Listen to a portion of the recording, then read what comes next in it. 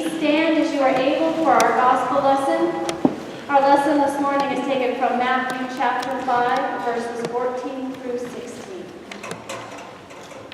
You are the light of the world. A city built on a hill cannot be hid. No one, after lighting a lamp, puts it under the bushel basket, but on the lampstand, and it gives light to all in the house. In the same way, let your light shine before others, so that they may see your good works and give glory to your Father in heaven. This is the word of God for us, the people of God. Thanks be to God. Please be seated. Books. I love books. Any book lovers out there? I know, right? We love books. We love the feel of books. We love the stories, fiction, nonfiction. How many of us have more than one book going at a time? Right. So for me, I often seek wisdom from books. So when I was in seminary, it was great because all we did was read books. Right? We had lots of time devoted to reading big, long books. And then we came to a requirement for the North Carolina Conference in order to be ordained. It was called Clinical Pastoral Education, CPE for short. Now this is a great class, but it takes place in a hospital. And what you're kind of doing is getting on-the-job training of how to visit people in the hospital, how to be aware of people who are sick, and how you might offer some comfort. So it's a semester-long course, and you go to the hospital, you're assigned a ward or a floor, and then you do visitation on that floor, and then you do some on-call. So that means that you're there 24 hours in case of any emergency and anybody needing spiritual care. And then you meet in groups with your leader or your supervisor as you process, which is a great component. You learn to process what you're experiencing, how you're ministering with people. So I was assigned the hardest floor and ward in the hospital, the mother-baby ward. Don't laugh, it really is the hardest ward because the staff on that ward feel very protective over those patients that they're taking care of. Any nurses agree with that? Anybody? Yeah, I see all the nurses are like, So I was assigned that floor, and so I get up there and I make my way and I'm doing the visiting and trying to understand the nurses on the floor, and eventually it turned out okay. But one of the first patients I go to visit, a young mom, diagnosed with cancer.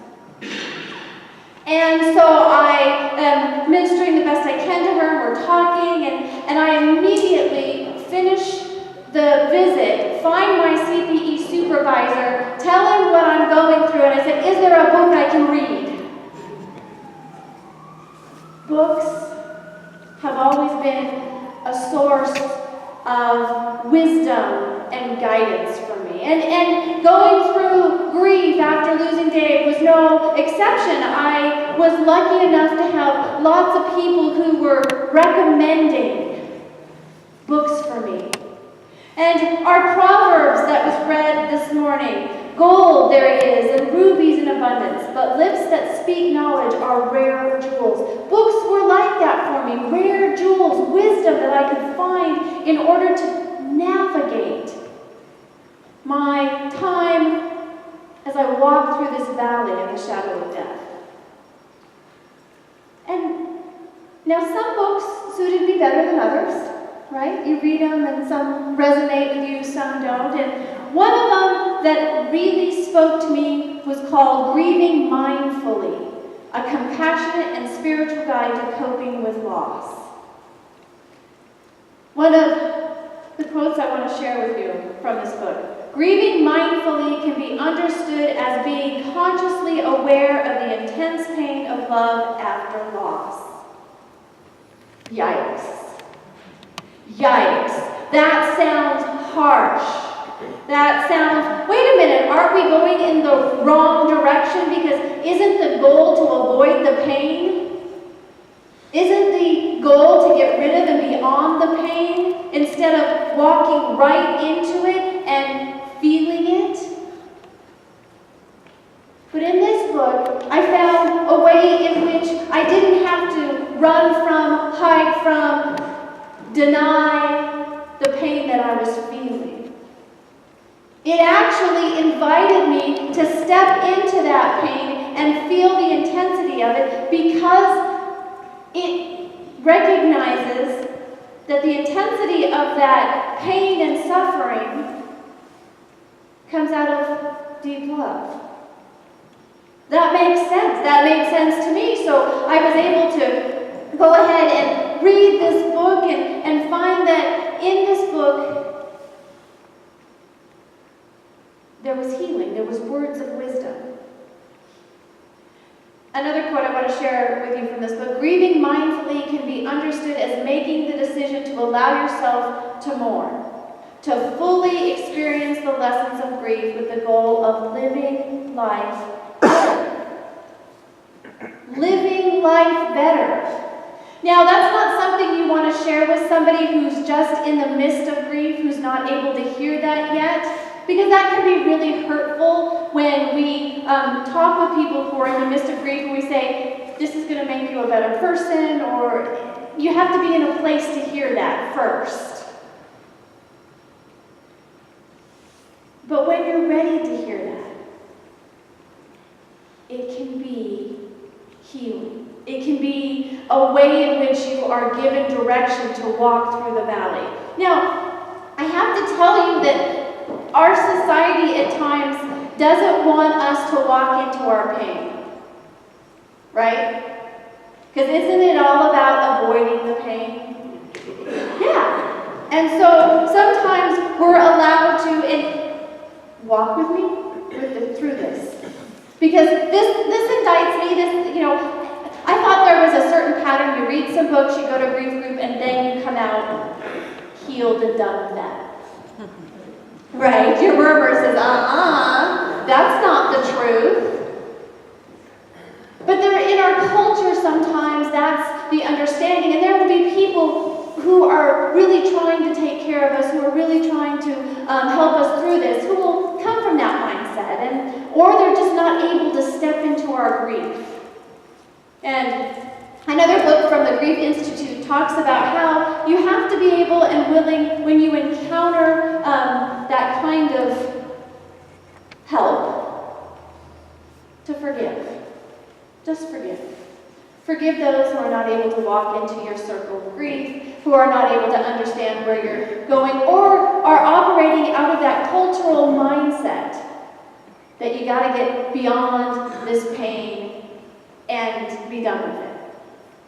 So we forgive. So those wisdom of forgiving those who aren't able to walk into our pain. Another jewel as you walk in your grief, as you walk through the valley. The other jewel or nugget that came out of grieving mindfully is something I always sense, but it's nice when you read it and it's validating something you sense. That grief, loss, pain, change is part of life. Right? We have this concept, this understanding in the Western world that things don't change. Right? We work for something, we set up a certain life, we set up a certain way of being, we set up things, and then everything just doesn't change. Is that reality? No, it's not. But it's one we live in this reality within the Western world that things don't change. Everything's going to stay the same. And the converse of that is what? Change is bad. Right? Oh, are you feeling that one? Change is bad. But in this book, it laid it out. Change, pain, grief, loss are all part of life. How freeing is that all of a sudden? When we are able to acknowledge that change, grief, pain are all part of our existence here on earth. That's freeing. That was freeing for me because then I began to realize that what I was going through wasn't abnormal. Right? Anybody go through grief or loss or pain where all of a sudden you feel it's abnormal? Right. It's not. It's part of our life. And you got the book, Grieving Mindfully, is written from a Buddhist perspective, but it embraces and is congruent with Christian thought. Because when you think of Ecclesiastes, right? How many can do that from memory? Can you?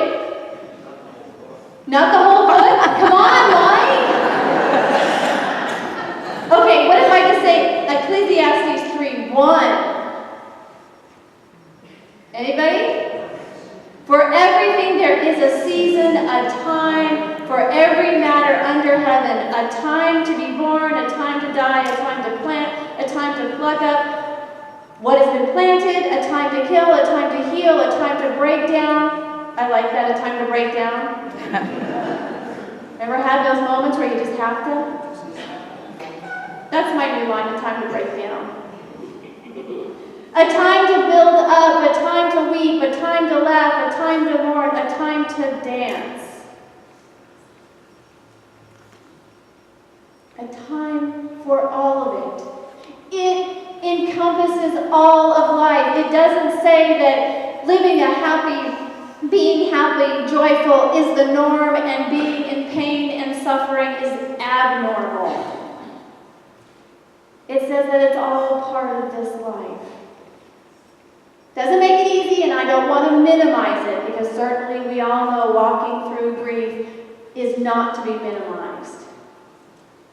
But it is freeing because it is part of life.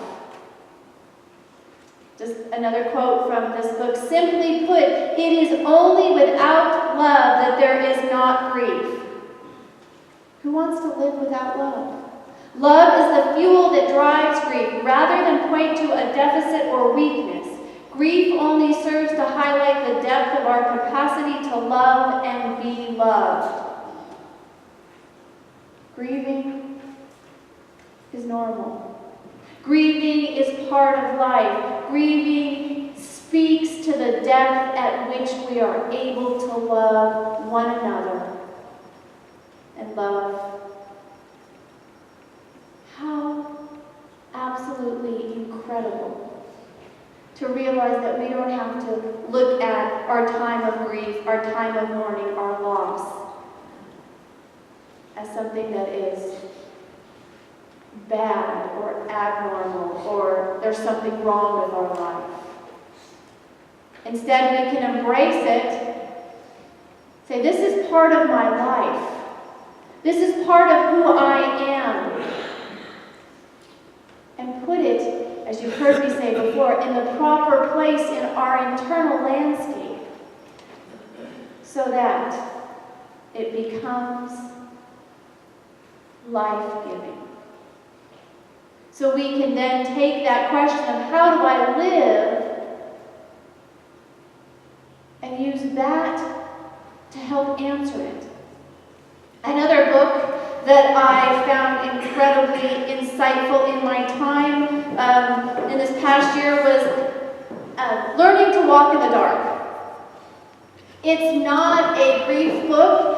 It's by Barbara Brown Taylor. It's about her experience in cave dwelling. But she highlights the fact that in our society, dark has always been labeled as bad. Dark times, dark souls, dark this or that. Dark and darkness have always been labeled as bad, something to avoid. actuality, as she talks about it, either nighttime or darkness is not a time to avoid. How many of you like to go outside and look at the stars at night? If it wasn't for the darkness, would you be able to see the light? The stars.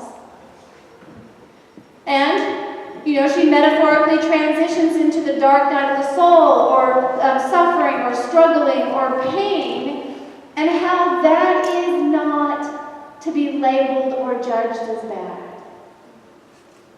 Our dark times, our struggles, are actually times in which we grow.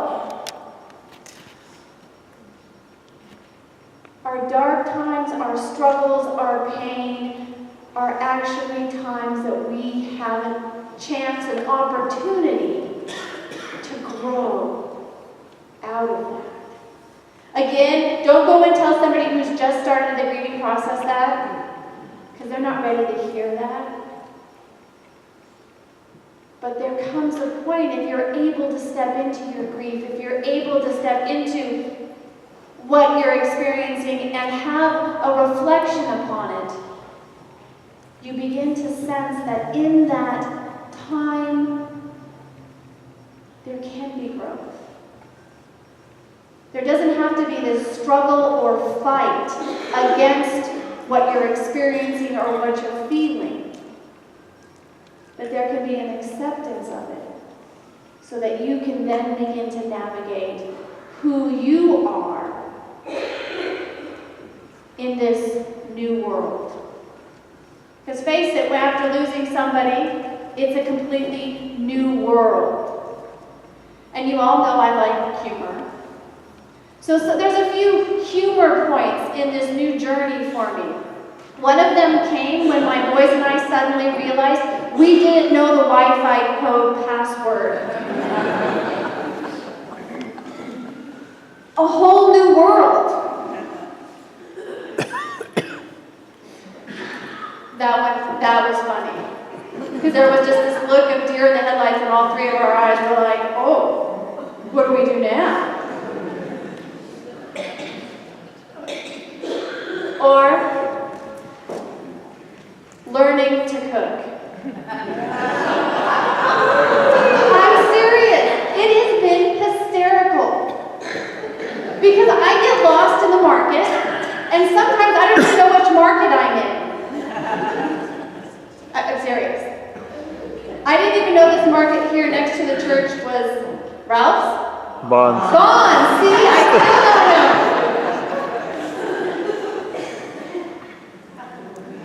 My boys have been great because I finally, a year later, know how to make hamburgers, turkey burgers, on the grill without burning them.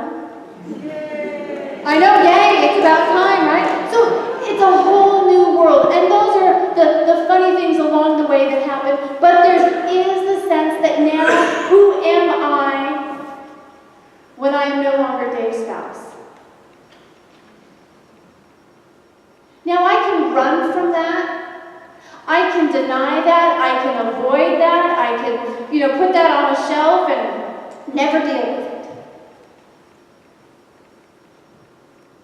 But what good is that going to do? Because that question is always going to be there. Unless I'm able to deal with it, walk into it, and grow from it.